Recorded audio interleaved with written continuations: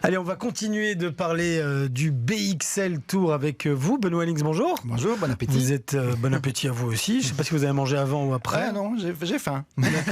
Écoutez, on va essayer de ne pas vous Je suis venu garder à vélo, trop longtemps. Je ne sais pas comment se passe votre alimentation ces derniers jours. Est-ce que vous mangez en fonction du gros événement de dimanche? Il faut manger sainement tous les jours. Mais c'est clair qu'avant le vélo, il faut un peu plus manger. Manger des pâtes ce Ça soir. veut dire que vous participez à la course Alors cette fois-ci, non. Pourquoi ? Parce que cette année, on a un gros boulot. On a non seulement le BXL Tour, cette course cyclo emblématique, mais on a le Tour de Belgique qui va démarrer et revenir le jour même au plateau du Hezel, à l'endroit où précisément les coureurs du BXL Tour vont arriver. Et donc je devrais être très présent là, sur place, et il va falloir que je remette une quantité de médailles et de coupes, et donc je ne pourrai pas faire 40 km à vélo avant. Et puis les Diables Rouges jouent le jour avant. Et donc je serai présent au Stade Roi-Baudouin jusqu'à minuit. C'est pas indiqué, je crois. Voilà, gros, mais gros il faut le week-end faire. sportif. Il faut le faire. Voilà, l'année prochaine, je le fais.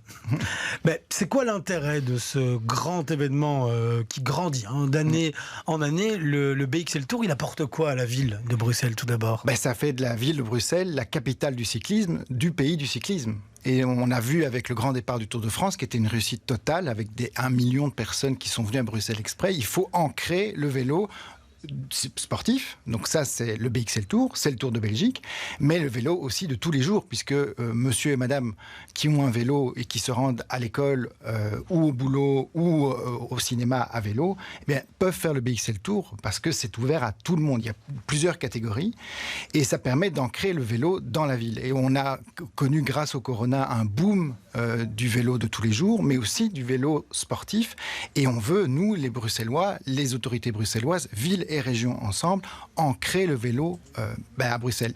Le BXL Tour, c'est la seule course cyclo qui se tient sur un parcours qui est complètement fermé. Donc pendant plusieurs heures, on donnera la priorité à la petite reine et de pouvoir aussi connaître cette chose incroyable qui est d'être dans le peloton.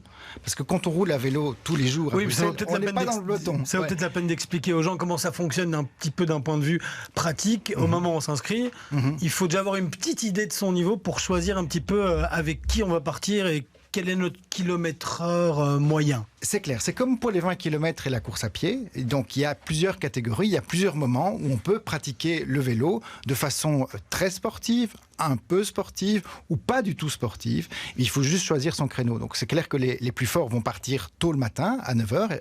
Eddy Merckx va donner le départ du BXL Tour à la place des Palais. Et là, les meilleurs vont partir et seront moins d'une heure après à l'Atomium. Et moi, je serai là pour leur remettre les coupes. Mais ça veut dire que la plupart des gens qui font du vélo de tous les jours partiront un peu plus tard et on les attendra un peu plus tard dans le village au pied de l'Atomium, où là, ce sera l'énorme fête du vélo, parce qu'on attendra non seulement les gens qui auront fait le BXL Tour à leur aise, en profitant d'un parcours complètement fermé et sécurisé. C'est très important. Et après, on attendra les pros, comme Mathieu Van Der Poel, par exemple, qui va participer au Tour de Belgique, à la dernière étape du Tour de Belgique. Et là, on aura un mélange incroyable de vélo de tous les jours et de vélo pro, ce qui était notre objectif. Et un cycliste quotidien moyen qui participe, il est parti pour combien de temps, là ? Un peu plus qu'une heure et demie, 2 heures. Voilà.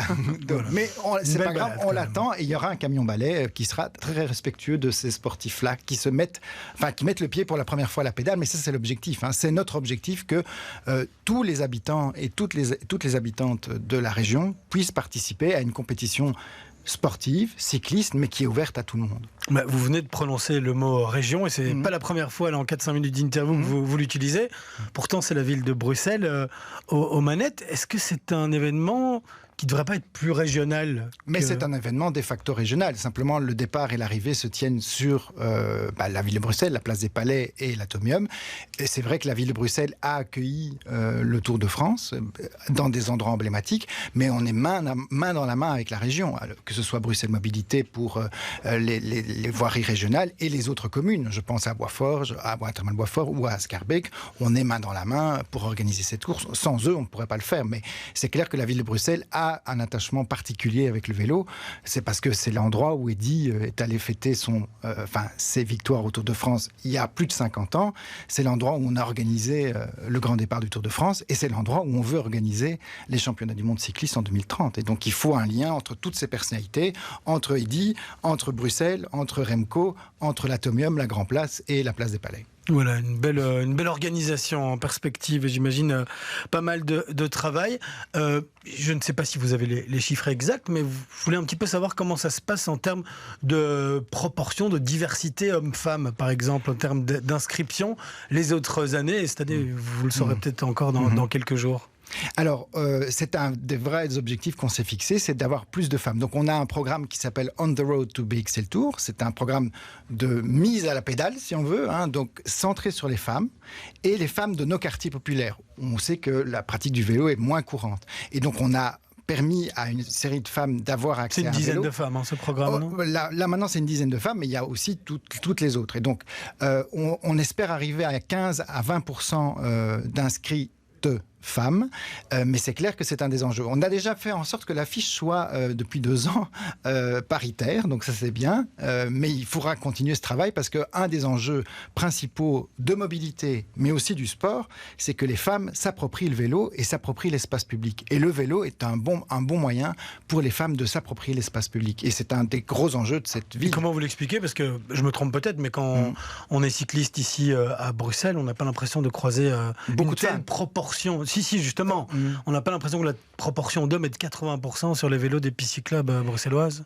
Ici, on parle de vélo plus sportif, puisque c'est quand même c'est une course. Vous avez dit que c'était tout public. Oui, voilà. Mais donc, c'est vrai que c'est délicat, mais c'est la raison un événement sportif. C'est la raison pour laquelle nous, du point de vue sportif, on soutient de façon plus massive les clubs féminins. On soutient les événements féminins. On a soutenu un tournoi de foot à Niederoverembeek qui s'est tenu avec 2200 uniquement femmes. Et donc, il faut pouvoir mesurer quels sont les freins à la pratique du sport chez les femmes.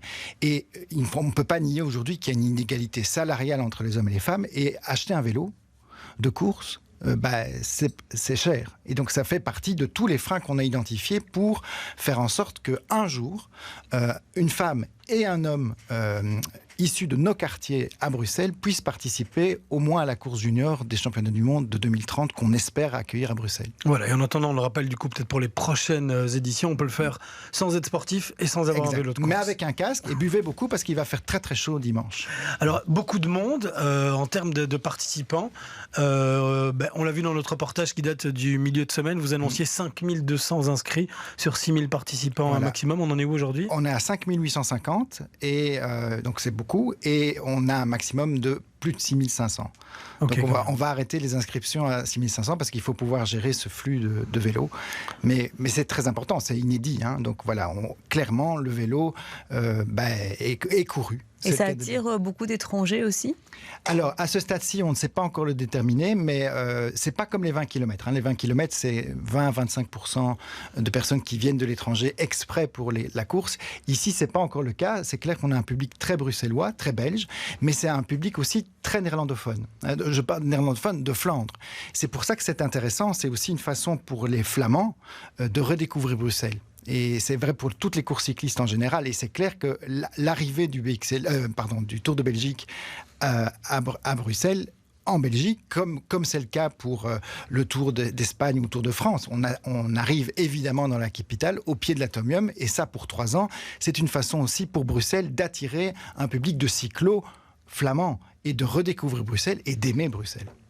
Alors, un mot également de mobilité, vous nous l'avez dit en tout début d'interview, c'est un week-end qui va être compliqué. On va pas revenir sur le match des Diables Rouges samedi soir. Les Bruxellois, ils sont plus habitués, c'est assez récurrent. Et si on prend le métro déjà toute la semaine, il y a des informations. Mais pour la matinée de dimanche, est-ce que vous pouvez donner peut-être quelques petits conseils, des endroits à éviter ? Je sais que sur Waze ou sur Google Maps, si on utilise ce genre d'application, le tracé est déjà pris en compte. Donc pour les automobilistes, ils auront l'information, et pour le reste venez voir le BXL Tour à pied ou à vélo. le long du parcours, c'est un parcours, vous l'avez décrit dans votre reportage, qui passe par le bois de la Cambre. Mais assez rapidement, les cyclistes passent. Donc, je veux dire, c'est une matinée de blocage. C'est un peu moins que les 20 km en termes de temps. Mais bon, c'est un dimanche. Il y a beaucoup moins de trafic automobile le dimanche. Profitez-en pour découvrir la ville à vélo ou à pied et d'encourager les cyclistes qui vont passer devant chez vous si vous habitez le long du parcours. Alors, c'est pas la première édition du BXL Tour, la 7e. Si on fait les comptes, c'est assez facile, ça date d'avant votre législature, c'est donc pas vraiment votre bébé. Qu'est-ce que vous lui avez apporté au terme de ces dernières éditions où vous étiez échevin des sports ? 2 fois plus de participants et de participantes, et surtout l'arrivée du Tour de Belgique pour 3 ans, le même jour que le BXL Tour. Donc ça, c'est une vraie volonté d'ancrer une compétition sportive pro, parallèlement à la fête du vélo de tous les jours qu'est le BXL Tour. Et ça, avec un objectif très très clair, c'est de pouvoir ancrer le vélo à Bruxelles et donc du coup d'être d'autant plus légitime pour accueillir les championnats du monde de 2030 à vélo. Et donc ça, c'est ce qu'on a apporté. On est candidat et on espère gagner dans le courant de l'été cette place au soleil qui est d'accueillir les tout grands champions du monde en 2030. Et on espère que d'ici là, Wout van Aert et surtout Remco Evenepoel seront de la partie. Eh bien, merci beaucoup Benoît. Elings, on rappelle donc le BXL Tour, c'est déjà ce dimanche et qu'il reste 650 places, si je calcule bien, grosso modo. Allez-y parce qu'il n'y en a plus beaucoup.